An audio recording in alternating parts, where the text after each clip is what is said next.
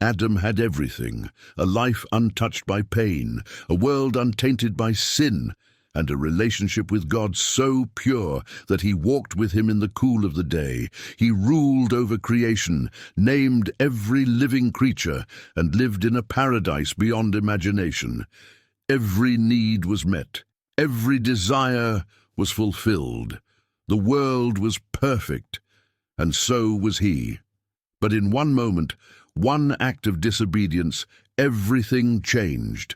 The bite of forbidden fruit wasn't just an act of rebellion, it was the doorway through which death, suffering, and separation entered the world.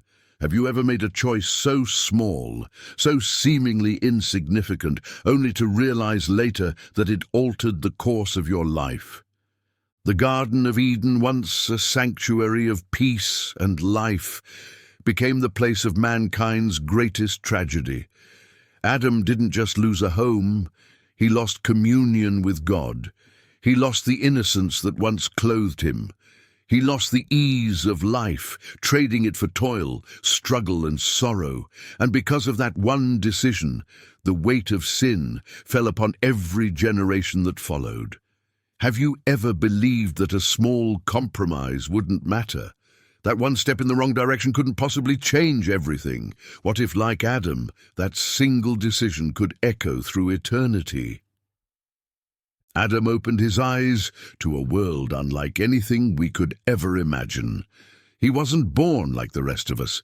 He was formed by the hands of God himself. Every part of him was shaped with divine intention, and when God breathed into his nostrils, life surged through his body. The first thing he saw was the face of his Creator, the one who had just spoken the universe into existence. And in that moment, Adam was complete. He lacked nothing. The earth was his to rule, the creatures his to name, and every tree in the garden was his to enjoy, except for one. The command was simple: do not eat from the tree of the knowledge of good and evil. Everything else was his. Every fruit, every river, every breath of fresh air. There was no death, no pain, no suffering. This was paradise. Have you ever imagined a life where there was no fear, no sin, no regret, only endless communion with God? The Garden of Eden was more than beautiful. It was a living masterpiece. Every flower bloomed in perfection, every fruit was sweet, and every creature walked in harmony. But even in all of this, something was missing. Adam had dominion over the world, but he had no one to share it with, no companion, no counterpart. And for the first time, God declared something not good. It is not good for man to be alone. And so God caused Adam to fall into a deep sleep, and from his own body he formed Eve. When Adam woke and saw her, it was as if the missing piece of his existence had been restored. She was different. She was him, yet not him. She was flesh of his flesh, bone of his bone. And for the first time in history, love was pure, untouched by selfishness, pride, or sin. There were no insecurities, no betrayals, no walls between them. They were naked, and they felt no shame. Have you ever experienced a love so pure that it required nothing to hide? But lurking in the shadows of perfection was an enemy, a serpent filled with cunning, waiting for the right moment to strike. And he found his opportunity in Eve. Did God really say? The question echoed in her mind, planting the first seed of doubt. The serpent's voice was smooth, deceptive, wrapped in half-truths that twisted the words of God. "You will not surely die," he whispered. "God knows that when you eat of it, your eyes will be opened. You will be like him." Temptation took hold. The fruit was beautiful, desirable. She reached out, plucked it from the branch, and took a bite. And then she gave it to Adam. He saw. He hesitated. And then he ate.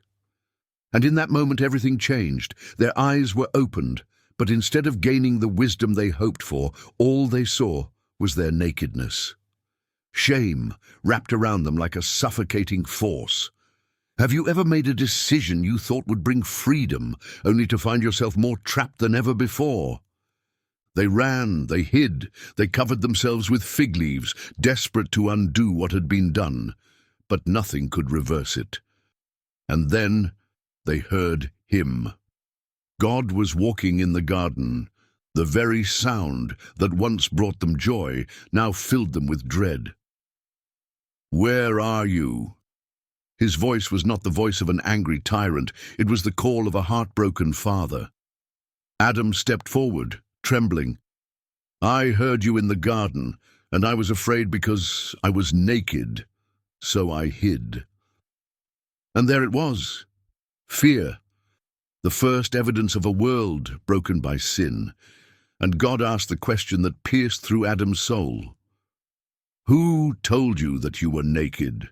Have you eaten from the tree I commanded you not to eat from?" And Adam did what mankind has done ever since. He blamed. "The woman you gave me, she gave me the fruit, and I ate." And Eve, she blamed the serpent. But excuses didn't change the truth. The damage was done. Have you ever tried to cover your mistakes, only to realize that no amount of excuses could undo them? Then came the curse. First the serpent. "Because you have done this, you are cursed above all livestock. You will crawl on your belly, and you will eat dust all the days of your life." And then a promise, a prophecy that would echo through time. "I will put enmity between you and the woman, between your offspring and hers. He will crush your head, and you will strike his heel." A future Redeemer, a coming Savior, a promise that one day the curse would be broken, but for now the consequences fell. To Eve, pain in childbirth, sorrow in marriage. To Adam, the ground would no longer produce freely, but through toil, sweat, and suffering. And worst of all, death. For dust you are, and to dust you shall return. Have you ever faced a consequence so severe that it changed the course of your life forever? The garden, once a place of endless joy, was now closed off. An angel with a flaming sword stood at the entrance, guarding the way to the tree of life. Adam and Eve had to leave. Paradise was lost. But even in the midst of judgment there was mercy. God saw their shame, their fig leaves that could never truly cover them. And so he made garments of skin for them, the first sacrifice. An innocent animal had to die so that their nakedness could be covered. Blood was shed, a shadow of what was to come, a foreshadowing of a greater sacrifice, the Lamb who would take away the sin of the world. Have you ever felt the weight of your own brokenness, only to realize that God had already made a way for redemption? Though Adam lived for hundreds of years after the fall, he lived in a world far different from the one he had known. He saw the weight of sin unfold. He saw the first murder, the first grief, the first generation that did not walk with God as he once did. But through it all, there was still hope. The promise remained. A seed would come. A Savior would be born. And though Adam lost Eden, God was already preparing a way back to him. Have you ever lost something, only to later realize that God had a greater plan to restore it? Adam's story is not just about the first sin, it's about the weight of a single decision that changed everything. He was formed by the hands of God, placed in a paradise where there was no pain, no suffering, no fear. He walked in the presence of his Creator, knowing only joy and purpose. And yet, when temptation came, he did not resist. He chose to listen to the voice of the deceiver rather than the voice of God. He chose the forbidden, thinking it would bring him more, only to realize it took everything away. In one moment, he went from ruler of the earth to a man hiding in shame, from a life of endless abundance to a world cursed by toil, pain, and death.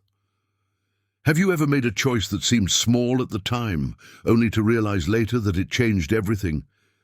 But even in Adam's failure, there was something greater: God's mercy. Yes, he was cast out of Eden. Yes, he lost what was once his. But God did not abandon him. Even as judgment fell, God made a promise. The seed of the woman would crush the serpent's head. A savior would come, a second Adam who would redeem what the first had lost. The curse would not have the final word. Adam's story is one of loss, but it is also one of hope. A reminder that though sin brings death, God's plan is always redemption. Have you ever felt like you ruined everything, only to realize that God was already making a way back for you? Tell me, what part of Adam's journey spoke to you the most? Have you ever felt the weight of a wrong decision, only to see God's mercy in the midst of it? If this story challenged you, then don't miss our next video, Eve, the woman who was deceived but still carried the promise of redemption. Watch it next.